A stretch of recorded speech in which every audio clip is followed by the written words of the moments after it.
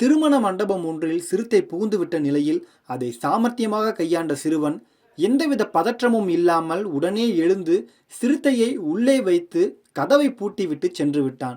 இது தொடர்பான வீடியோ காட்சிகள் வெளியான நிலையில் பலரும் சிறுவனின் புத்திசாலித்தனத்தை பாராட்டியுள்ளனர்.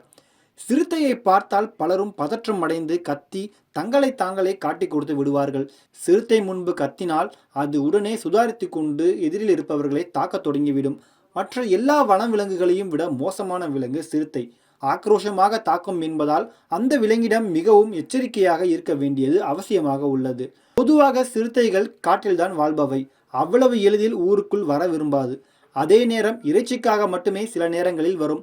அப்படி வரும் சிறுத்தை நாய், மாடு உள்ளிட்ட விலங்குகளை தாக்கி இழுத்துச் செல்ல முயற்சிக்கும். சில நேரங்களில் மனிதர்களை தாக்கி கொல்லும். இதனால் சிறுத்தையை கண்டு ஊரே அலறும். தற்போது ஒரு சிறுவனின் செயலால் சிறுத்தையை அரண்டு போயிருக்கிறது. மகாராஷ்டிரா மாநிலம் மாலேகானில் திருமண மண்டபம் ஒன்று இருக்கிறது. அங்கு காவலாளியாக வேலை செய்பவரின் 12 வயது மகன் இன்று காலை வரவேற்பு அறையில் அமர்ந்தபடி செல்போனில் கேம் விளையாடி கொண்டிருந்தான். அப்போது மண்டபத்தின் பிரதான கதவு திறந்திருந்த நிலையில் சிறுத்தை ஒன்று சிறுவன் அமர்ந்திருந்த அறைக்குள் நுழைந்தது.